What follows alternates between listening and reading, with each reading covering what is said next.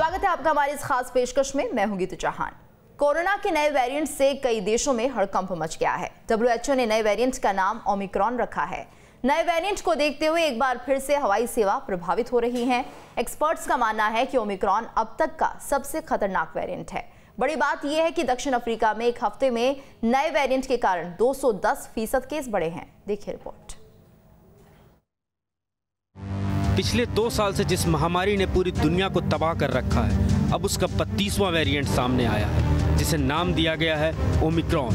Greek भाषा में तारामंडल के 15वें तारे को ओमिक्रॉन कहा जाता है। कोरोना वायरस ने पूरी दुनिया को भावनात्मक से लेकर आर्थिक स्तर पर झकझोर दिया है। हिंदुस्तान ने 2 साल में कोरोना की 2 लहर का सामना किया, जिसमें न जाने कितने लोगों की जिंदगी छीन ली। शायद पहली बार मानव इतिहास में ऑक्सीजन और अस्पताल के बेड की ऐसी किल्लत हुई। इस वायरस ने अपनों को भी पराया बना दिया। कोरोना ने कई परिवार को ऐसा नुकसान पहुंचाया जिससे उबरना शायद ही मुमकिन हो। और अब कोरोना के इस नए वेरिएंट ने एक बार फिर दुनिया के सामने संकट खड़ा कर दिया है। सरकारें अलर्ट पर हैं, वैज्ञानिक रिसर्च में जुट गए हैं, WHO जैसे संगठनों में बैठकों का दौर जारी है और इस नए वेरिएंट ओमिक्रॉन को समझने की कोशिशें हो रही हैं।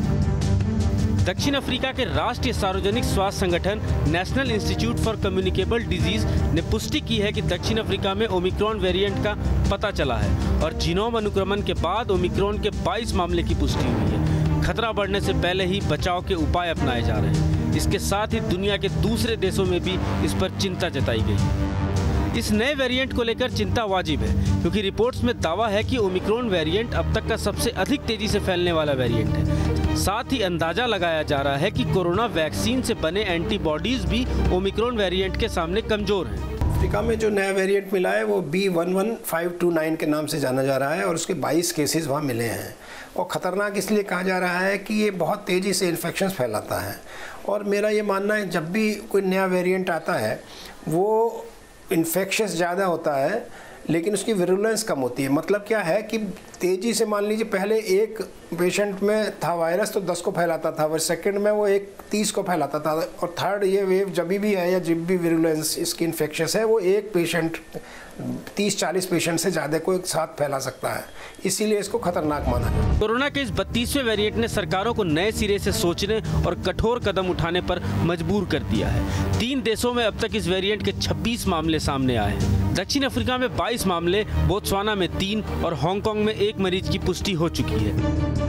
वेरिएंट के खतरे को देखते हुए अफ्रीकी देशों की फ्लाइट रोकने का सिलसिला शुरू हो गया है।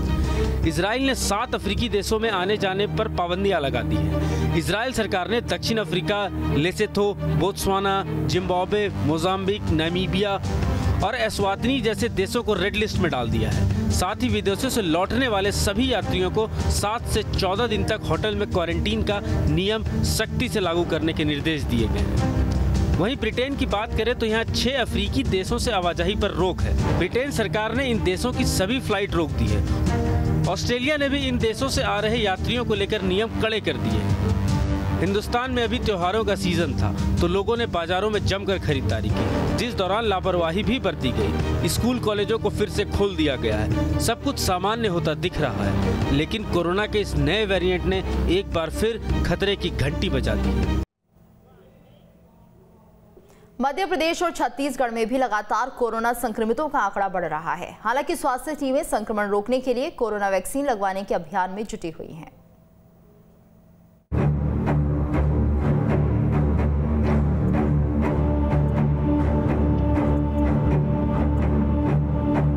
कुछ महीनों की राहत के बाद फिर किलर कोरोना डराने लगा है। देश दुनिया के साथ ही मध्य प्रदेश और छत्तीसगढ़ में लोग फिर से कोरोना की चपेट में आने लगे हैं। हैरान करने वाली बात यह है कि कोरोना तब तेजी से फैल रहा है जब लगभग आबादी वैक्सीन की पहली डोज लगवा चुकी है। बात करें छत्तीसगढ़ की तो छत्तीसगढ़ में कोरोना संक्रमित एक्टिव मरीजों की धीरे धीरे संख्या बढ़ रही है, जिसकी वजह से स्वास्थ्य विभाग में हड़कंप मचा हुआ है। पिछले एक हफ्ते के आंकड़ों ने चिंता और बढ़ा दी है। 26 नवंबर को कोरोना के 33 केस मिले, 25 नवंबर को 38 केस, 24 नवंबर को 19 मरीज मिले। 23 नवंबर को 29 केस, 22 नवंबर को 35 केस, 21 नवंबर को 24 केस और 20 नवंबर को 24 मरीज मिले। हैरानी की बात यह है कि छत्तीसगढ़ के 21 जिलों में 24 नवंबर तक कोरोना का कोई नया मामला नहीं आया। राज्य के 5 जिलों कबीरधाम, गौरेला, पेंड्रा मरवाही, बलरामपुर, रामानुजगंज, सुकमा और नारायणपुर में अभी कोरोना का एक भी सक्रिय मरीज नहीं है। वहीं मध्य प्रदेश में भी कोरोना संक्रमण तेजी से फैल रहा है। पिछले एक हफ्ते में रोजाना 10 से ज्यादा संक्रमित मिल रहे हैं। 26 नवंबर को कोरोना के 19 मरीज मिले, 25 नवंबर को 23 संक्रमित, 24 नवंबर को 22 संक्रमित, 23 नवंबर को 12 केस मिले, 22 नवंबर को 13 केस, 21 नवंबर को 17 केस और 20 नवंबर को 11 संक्रमित मिले। हालांकि सरकारें बढ़ते संक्रमण को लेकर अलर्ट पर हैं, क्योंकि कोरोना के नए वेरिएंट ओमिक्रॉन ने भी दुनिया भर के देशों की चिंता बढ़ा दी है। इन सभी हालात के बीच प्रधानमंत्री नरेंद्र मोदी ने आज उच्च स्तरीय बैठक बुलाई। बैठक में सभी राज्यों को कोरोना के लिए जरूरी दिशा निर्देश दिए हैं, लेकिन कोरोना संक्रमण को फैलने से तभी रोका जा सकता है जब आप और हम एक जिम्मेदार नागरिक बनकर नियमों का पालन करेंगे। Team news state. और आज इसी पर चर्चा करने के लिए हमारे साथ डॉक्टर शरद पंडित जुड़े हुए हैं। उनसे जानेंगे कि आखिर जो नया वेरिएंट है वो कितना घातक हो सकता है। डॉक्टर शरद, तो जिस तरह से एक अंदाजा लगाया जा रहा था कि एक और वेरिएंट आ सकता है, ऐसा अब सच साबित हो गया है। तकरीबन 12 देश इस नए वेरिएंट से प्रभावित हो चुके हैं और कहीं ना कहीं अब लोगों में डर का माहौल बनने लगा है। सर, क्या कुछ लक्षण इस नए वेरिएंट के और क्या जानकारी इससे जुड़ी हुई? इसके लिए यदि जो इस तरह का विश्व संगठन ने अलर्ट जारी किया है, निश्चित रूप से हम लोगों के लिए चिंता का विषय है और इसके लिए राज्य शासन भारत सरकार के द्वारा पूरी तैयारी निश्चित रूप से की जा रही है। गंभीर विषय है और देखिए, ये सब जो था प्रेडिक्शन पहले था, पूर्वानुमान इसके लिए बताए गए थे कि नया वायरस आ सकता है और ये नया वायरस जिस स्वरूप में आ रहा है ये ज्यादा घातक माना जा रहा है। इसका जो है विरुलेंस ज्यादा है और इसका मल्टीप्लिकेशन बहुत जल्दी है। लेकिन फिर भी मैं वही बात दोहराऊंगा कि इनके जो प्रोटोकॉल्स हैं इसका पालन नितांत आवश्यक है। जनमानस को इसको समझना पड़ेगा। तो सरकारें अपनी इस पर जो कोशिश है वो करती है। सरकार का जो अवेयरनेस का भी है वो भी सारी चीजें करता है, हेल्थ वर्कर भी करते हैं, परंतु आम आदमी को, आम नागरिक को ये समझना पड़ेगा कि हमने अपने जो है सेकंड वेव के समय कई परिजनों को खोया है, कई जो है हमारे निकटतम को खोया है। ये सब चीजों को ध्यान रखते हुए बहुत ही गंभीरता का परिचय जो है जनमानस को देना पड़ेगा, जनता को जागरूक होना पड़ेगा। बहुत सारी बातें हैं जो मैं फिर से दोहराना चाहूंगा, लेकिन सामान्य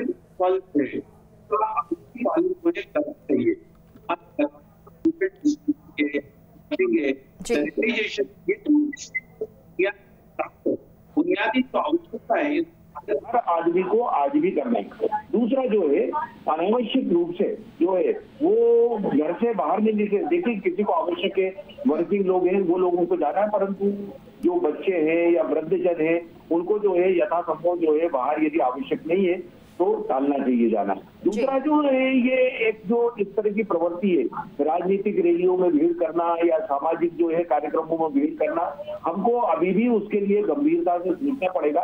हमको कोई भी सामाजिक कार्यक्रम है या जो अन्य इस तरह के विवाह या अन्य कार्यक्रम हो रहे हैं उसमें जो है रेस्ट्रिक्शन का अभी भी पालन करते रहें और ये सब चीजों के साथ ही हम यदि थर्ड वेव आ रही है तो उसका सामना कर पाएंगे। देखिए, चौथी हम जो बात हमेशा बोलते हैं कि कोरोना वैक्सीनेशन के बारे में, शायद वो इतना कारगर इस वेरिएंट के लिए नहीं है, परंतु फिर भी अभी जो है वैक्सीनेशन के काम में जो है जो लोग छूटे हुए हैं उनको भाग लेना चाहिए। पूरे देश की ये स्थिति कि अभी दोनों डोज लगाने वाले जो है लगभग 35% लोग हैं, तो अन्य लोगों को भी इसमें जुड़ना चाहिए। परिणाम भले जो है उसके अभी स्पष्ट नहीं है, परंतु वैक्सीनेशन के काम को भी प्रोत्साहित तो किया जाना चाहिए। तो ये कुछ सामान्य सावधानियां रख के और ये प्रोटोकॉल्स का पालन करके हम जो है इसकी यदि थर्ड वेव है तो इससे बचा जा सकता है, ये मेरा सभी से निवेदन है। बिल्कुल। और डॉक्टर शरद, जिस तरह से हम देख रहे थे लगातार अभी जैसे त्योहार मनाए जा रहे थे और हमने देखा कि मार्केट्स में कहीं ना कहीं लोगों ने लापरवाही काफी बरती, हालांकि संक्रमण इतना नहीं फैला, लेकिन अब जब विदेशों में इस तरह से कोरोना विस्फोट हो गया है, उम्मीद ऐसी लग रही है कि कहीं ना कहीं इंटरनेशनल फ्लाइट से कोई भी व्यक्ति अगर भारत में घुसता है तो अगर लापरवाही वहां पर बढ़ती जाती है तो इस वेरिएंट को फैलने से फिर रोका नहीं जा पाएगा। देखिए, बिल्कुल सही कह रहे हैं। कई जो है देशों ने जो है वो फ्लाइट्स को जो है रेस्ट्रिक्ट किया है, उनको रोका है अपने देश में आने को। हमको भी ये जिम्मेदारी निभाना पड़ेगी कि जो फ्लाइट्स हैं उनकी संख्या को सीमित करना पड़ेगा, कम करना पड़ेगा। दूसरा, हमारे जो आवाजाही के जो स्थान है, जैसे कि हमारे रेलवे स्टेशन पे बस स्टैंड है, टोल नाके हैं, यहाँ भी विजिलेंसली जो है और कांस्टेंट मॉनिटरिंग की जरूरत रहेगी। देखिए, बाहर से आने वालों को निगरानी में लेना पड़ेगा और आवश्यक है तो क्वारंटाइन वाली व्यवस्था को फिर से एक बार लागू करना पड़ेगा। और ये करके ही हम इसकी तीव्रता को यानी इसकी इंटेंसिटी को कम कर पाएंगे। ये आवश्यक कदम है जो राज्य शासन, भारत शासन सबके स्तर पर जो है मैं समझता हूँ कि लिया जाएगा। और ये जो है इसके लिए लोगों को भी उनको सहयोग देना चाहिए। जी डॉक्टर शरद, और हम देख रहे हैं कि लगातार अब जिस तरह से बैठक हो रही है, प्रधानमंत्री मोदी भी उच्च अधिकारियों के साथ बैठक कर रहे हैं, लेकिन अगर हम मध्य प्रदेश छत्तीसगढ़ की बात करते हैं, खासतौर से मध्य प्रदेश की अगर हम बात करते हैं, तो यहाँ पर जिस तरह से सभी स्कूलों को खोल दिया गया है और सारे प्रतिबंध हटा दिए गए हैं, क्या वाकई प्रदेश सरकार को एक बार फिर से सोचने की जरूरत है कि कहीं जल्दबाजी तो नहीं हो रही इसमें? नहीं, देखिए, जो ये निर्णय लिया गया है इसको रिविजिट करना पड़ेगा, इस पर पुनर्विचार की आवश्यकता रहेगी। देखिए, यदि ये जो है ये जो सप्ताह रहेगा, आगामी सप्ताह, ये हमारे लिए बहुत ही क्रिटिकल रहेगा और इस पर गंभीरता से चिंतन होना चाहिए। यदि कहीं भी इस तरह की जो है वो जो केसेस की संख्या बढ़ने के जो है वो आगाज होता है तो निश्चित रूप से इसको जो है वो उनको विड्रा करना पड़ेगा। और इसमें जो है हम जो है किसी की, बच्चे की या किसी भी व्यक्ति की जान माल का जोखिम लेकर इस तरह के जो है जो स्वतंत्रता नहीं दे सकती, इतनी फ्रीडम नहीं दी जा सकती, इसको जरूर सोचना चाहिए। बिल्कुल, तो एक बार फिर से विचार करना चाहिए। इस वक्त हमारे साथ संवाददाता जितेंद्र भी जुड़ गए हैं भोपाल से। जितेंद्र, तो हमने देखा किस तरह से मध्य प्रदेश में मामले बढ़ रहे हैं, छत्तीसगढ़ में भी तमाम तरह के मामले बढ़ते जा रहे हैं, लेकिन ऐसे में अगर हम बात करते हैं इंदौर के खासतौर से, तो यहाँ पर हम देख रहे हैं कि आए दिन मामले बढ़ते ही जा रहे हैं। अब 12 मामले फिर से नए सामने आ चुके हैं। कुल मिलाकर अब एक बार फिर से सोचने की जरूरत है कि आखिर एहतियात में कहाँ कमी रह गई है और क्या सावधानी नहीं बरती गई है।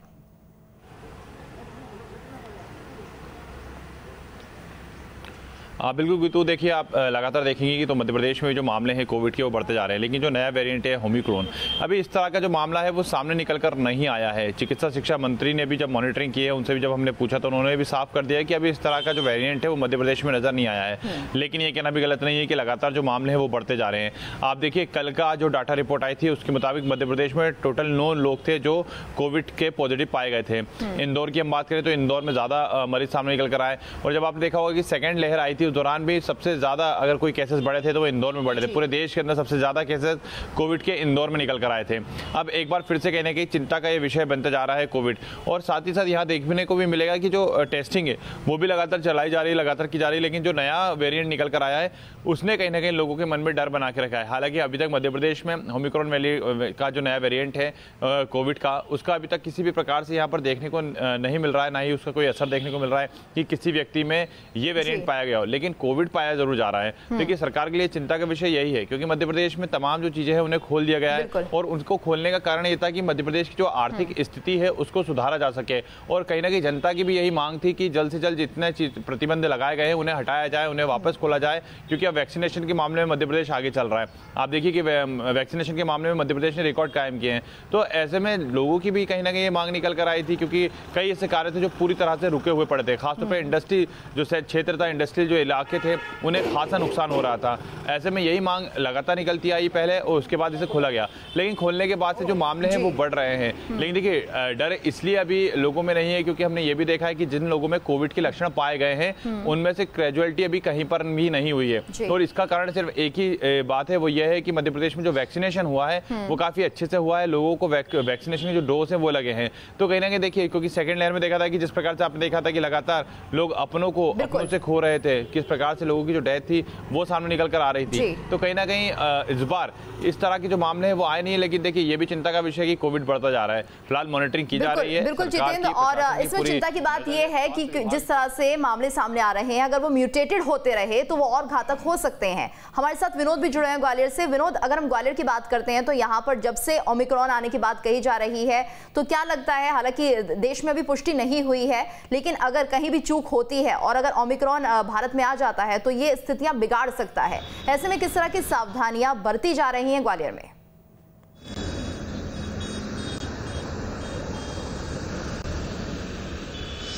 देखिए मैं बता दूं, इसमें सबसे पहले अगर सावधानी बरतने की जरूरत है तो सरकार को अपनी तरफ से सावधानी बरतनी होगी, क्योंकि जितने भी अंतर्राष्ट्रीय उड़ानें हैं उनकी कड़ी निगरानी रखनी होगी। जिस तरह से डेल्टा वेरिएंट भारत में आया, उसके बाद मध्य प्रदेश में बुरी तरह कोहराम मचाया, कई लोगों की मौत होगी, तो कहीं ना कहीं से आया था। और कोई भी कोरोना का वेरिएंट ऐसा है जिस पर तुरंत रिसर्च नहीं हो पाती, समय लगता है उसके वेरिएंट को समझने में, कितना खतरनाक है, कौन सी दवाई से जाएगा, कौन सी से नहीं जाएगा, इसमें बहुत समय लगता है। तब तक काफी लोग बीमार हो चुके होते हैं, बड़ी संख्या में लोग कहीं ना कहीं इसकी पकड़ में आ जाते हैं। ऐसे में पहली जिम्मेदारी बनती है कि क्योंकि जिस तरह से इसकी जानकारी सामने आ रही है, उससे ये लग रहा है कि डेल्टा वेरिएंट 100 दिन में जितना असर दिखाता था उतना ये 15 दिन में ही दिखा रहा है। यानी आप समझ सकते हैं कि 85% ज्यादा स्पीड से ये बढ़ता है। तो अगर ये प्रवेश कर जाए भारत में, उसके बाद इसके कंट्रोलिंग की बात की जाए तो बहुत मुश्किल होगा सरकार के लिए, क्योंकि एक आदमी सिर्फ एक ही आदमी के संपर्क में नहीं आता, बल्कि वो ग्रुप ऑफ लोगों से कॉन्टेक्ट्स करके अपने घर तक पहुंचता है। ऐसे में ज्यादा जरूरी हो गया है कि इस वेरिएंट की पहचान करके तुरंत जो अंतर्राष्ट्रीय स्तर की उड़ानें हैं, जो इंदौर, भोपाल, ग्वालियर से सीधे संपर्क में रह रही हैं, उनकी निगरानी बढ़ाकर उन्हें रोक लगाया जाए। क्योंकि जिस तरह हम देख रहे हैं कि कई यूरोपियन कंट्रीज ने अफ्रीकन कंट्रीज से आने वाली उड़ानों पर रोक लगा दी है, और यही वजह है कि रोक लगाने के बाद जो अन्य देशों में इसके फैलने की आशंका जताई जा रही है वो शायद अब वहां कंट्रोल हो सकता है। बिल्कुल, हमारे साथ डॉक्टर शरद भी बने। डॉक्टर शरद, और यहाँ पर इस बात को समझना बेहद जरूरी हो जाता है, क्योंकि जिस तरह से लोगों ने लापरवाही बरतनी शुरू कर दी, इंदौर में लगातार मामले बढ़ रहे हैं, ऐसे में लोगों को ये समझना होगा कि कोविड का जो ये वायरस है कहीं ना कहीं ये म्यूटेटेड होता है, यानी इसमें म्यूटेशन होती है। अगर हम ये समझे कि जिसकी इम्यूनिटी अच्छी है शायद ये उसको प्रभावित ना करे, लेकिन अगर ये ट्रांसफर होता है आगे तो ये म्यूटेटेड हो जाता है, यानी इसके अंदर और भी ज्यादा जीनोमिक जो म्यूटेशन है वो बढ़ जाती है। ऐसे में ये घातक रूप लेता है। तो ये सर हमारे दर्शकों को समझाए कि किस तरह से म्यूटेशन होती है, और हमें शायद ये लगता है कि अभी डेल्टा और डेल्टा प्लस ही चल रहा है, लेकिन म्यूटेटेड होते होते ये बहुत ज्यादा घातक हो जाता है। ये तो देखिए, ये एक सामान्य सिद्धांत है कि कोई भी जो है बैक्टीरिया हो या वायरस हो, वो अपने आप को उसके अनुसार ढालता है कि मनुष्य जब उस पर कोई अटैक करता है तो वो अपनी जो है जीन्स में परिवर्तन करता है। देखिए, चाहे हम कोई एंटीबायोटिक है, एंटीबायोटिक यदि किसी बीमारी के विरुद्ध जब उपयोग करते हैं तो धीरे धीरे कई एंटीबायोटिक जो है यूजलेस हो गए। अब उनका असर उस बैक्टीरिया पे या उस जो है वो बीमारी के जो जीवाणु हैं उन पर नहीं होता, चाहे वो बैक्टीरिया हो चाहे वायरस। तो हर आदमी अपना अस्तित्व बचाने के लिए हर इस तरह से जो है जीवाणु भी अपना जो है अस्तित्व बचाने के लिए इस तरह के जो है वो उपाय करता है। ठीक यही है कि जब हमने शुरू में जो ये स्ट्रेन आया था उसके बाद देखा कि इसमें कई परिवर्तन होते गए। फर्स्ट वेव में जो था वो अलग था, बाद में जो डेल्टा आया, डेल्टा ने भी कहीं अपने आप को ढाला इस अनुरूप की उनपे जो है सामान्य दवाइयां असर ही नहीं करती थी। हमने कई नई तरह की दवाएं जब उपयोग करी, रेमडेसिविर और अन्य चीजें, फिर स्टेरॉइड भी दिए, तो उनके अनुरूप भी उन्होंने ढाल लिया। और अब ये जो हम सुन रहे हैं कि ओमिक्रॉन आ गया है, ये जो 115 वाला जो है, तो ये होता है, ये कोई भी जो है जीवाणु अपने अस्तित्व की रक्षा करने के लिए इस तरह से जो है वो अपने आप में परिवर्तन करता है। देखिए, हम जब मलेरिया की बात करते थे तो बरसों पहले आपने सुना होगा कि डीडीटी उस पर डालते थे मच्छरों पे और उसका असर हो जाता। अब वो डीडीटी भी जो है मच्छरों पर निष्प्रभावी हो गया है। तो कहने का ये है कि ये एक सामान्य प्रकृति का जो सिद्धांत है, is the principle of nature, कि जो है वो जीवाणु अपने आप को उसके अनुरूप ढाल लेता है। आज यही हो रहा है। वायरस तो बड़ा तेजी से अपने आप को जेनेटिक चेंजेस करता है, म्यूटेशन करता है और वो उस अनुरूप अपने आप को बना लेता है कि उसमें सामान्य जो दवाइयां हैं, जो हमारे सामान्य उपाय हैं, उनका असर नहीं होता है। तो ये समझना होगा जनमानस को कि ये जो वायरस है इसकी मारक क्षमता बहुत है, इसका अटैकिंग पावर बहुत है, और ये जो है अपने आप को जो हम अटैक करते हैं या मनुष्य उसके लिए जो है वो दवाइयां या अन्य साधन उपयोग करता है, तो वो अपने आप में ऐसा चेंज कर लेता है कि उस पर इसका असर नहीं होता और वो ज्यादा और जो है वो विरुलेंट हो जाता है, यानी घातक हो जाता है। तो ये सब चीजें हो रही है वायरस के साथ। हालांकि हमारे मेडिकल कॉलेजेस में हमारे जो रिसर्चर्स हैं, हमारे डॉक्टर्स हैं, जो साइंटिस्ट हैं, वो इस पर लगातार काम कर रहे हैं। इसीलिए हम कहते हैं कि जो है जीनोम सीक्वेंसिंग या जेनेटिक जो चेंजेस इसमें हो रहे हैं उसको अध्ययन करके, परंतु अभी हमारे हाथ में क्या है, ये सब स्टडीज होंगी, इनके परिणाम आने में महीने 2 महीने लगेंगे। अभी हमारे पास जो हमारे हाथ में जो उपाय है उनको हमको तुरंत अपनाना चाहिए और हर सिटीजन को अपनाना चाहिए, हर शहर में अपनाना चाहिए, और ये सब चीजें हैं इनसे हम बच सकते हैं। बिल्कुल डॉक्टर शरद, यानी ये कहा जाए कि सभी लोगों को एक बार सतर्क हो जाना चाहिए। हमें सिर्फ इस बात पर निर्भर नहीं करना चाहिए कि कोई सरकार हमसे कुछ करवाएगी तब हम करेंगे, हमें तुरंत मास्क लगाने शुरू कर देने चाहिए, जो लापरवाही लगातार हम देख रहे थे। जितेंद्र, क्या माना जाए मध्य प्रदेश सरकार के लिए कितनी बड़ी चुनौती होगा, क्योंकि जो अभी एनवायरमेंट बना है वो इस तरीके का बना है कि कोविड चला गया है, ज्यादातर लोगों ने लापरवाही बरतनी शुरू कर दी है, मास्क ज्यादातर लोग नहीं लगा रहे हैं, लेकिन ऐसे में कहीं से भी अगर ओमिक्रॉन आता है तो वो और ज्यादा भयावह स्थिति पैदा कर देगा। उससे पहले ही लोगों को सतर्क होना होगा।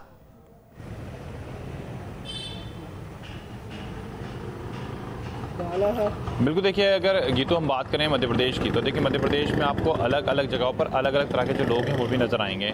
कई जगहों पर जब बाजार जाते हैं तो व्यस्तम बाजार जहाँ पर भीड़ भाड़ वाले इलाके होते हैं तो वहाँ पर आज भी लोग हमें मास्क लगाए हुए नजर आते हैं। कई लोग ऐसे हैं जो जागरूकता का परिचय देते हैं और कई लोग ऐसे भी हैं जो भीड़ भाड़ वाले इलाकों में मास्क नहीं लगाते हैं।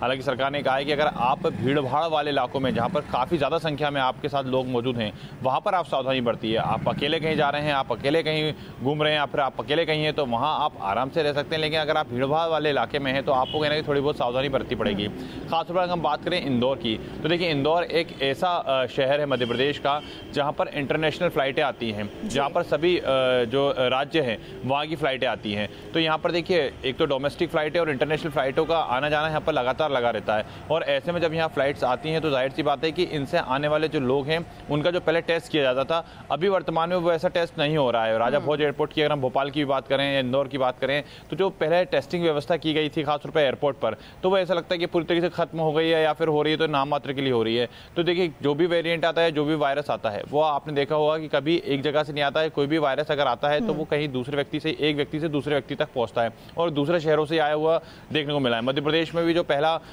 वायरस का केस आया था वो भी भोपाल या फिर इंदौर या जबलपुर ग्वालियर कहीं से नहीं आया था, वो बाहर से आया था। जब दुबई एक फैमिली गई थी जबलपुर की और जब वो वहां से लौटी थी उसके बाद देखा था तो उनमें जो वायरस था वो पाया गया था, और उसके बाद से मानो जैसे कि पूरी एक बाढ़ सी आ गई हो। तो अभी भी कहीं ना कहीं जो सतर्कता है, क्योंकि 75,000 टेस्टिंग की बात सरकार ने कही है, तो ऐसे में जो एयरपोर्ट है, बस स्टैंड है, रेलवे स्टेशन है, अगर यहाँ पर टेस्टिंग कराई जाएगी, यहाँ पर अगर कोई व्यक्ति पॉजिटिव पाया जाता है उसे क्वारंटाइन किया जाए, तो वाकई में हम कहीं ना कहीं इस पर पूरी तरीके से जो कहा जा सकता है कि पावर के साथ इसको कहीं ना कहीं रोक सकेंगे, इस पर कहीं ना कहीं हम बंदिश लगा सकेंगे। लेकिन अगर टेस्टिंग नहीं हुई, अगर नाम मात्र के लिए ही देखा गया तो ये मामले बढ़ भी सकते हैं। हालांकि अभी मध्य प्रदेश में 9 मामले सामने निकल कर आए हैं टोटल पूरे प्रदेश के अंदर, तो ऐसे में फिर भी चिंता का विषय, क्योंकि जब तक कि पूरी तरीके से 0 मामले नहीं हो जाते हैं, या फिर ये भी कहना गलत नहीं होगा कि जिस प्रकार से मलेरिया को आपने देखा होगा कि हर साल आपको मलेरिया के केसेस दिखेंगे, मलेरिया भी एक ऐसी बीमारी रही जो आज तक वापस नहीं गई है। तो कहने के देखिए इसी तरह से डेंगू का चलता है, लेकिन देखिए सबसे अच्छी बात जैसे कि मैंने आपको पहले ही बताया था कि अभी भी किसी प्रकार की कैजुअलिटी नहीं हुई है इन पूरे मामलों में।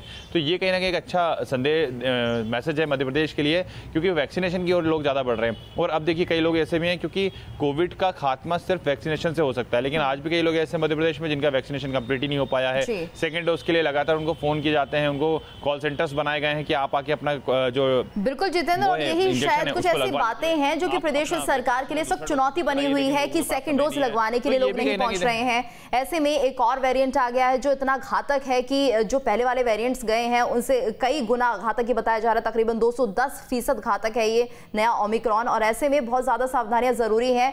विनोद, क्या माना जाए फिलहाल जो टेस्टिंग हो रही है प्रदेश में, अब सबसे ज्यादा जरूरत है वो शहर जहां पर इंटरनेशनल फ्लाइट्स पहुंच रही हैं वहां पर और ज्यादा तेजी के साथ टेस्टिंग कराई जाए और इसके साथ साथ क्वारंटीन किया जाए लोगों को, पहले वो प्राथमिकता देनी बहुत जरूरी है इस वक्त।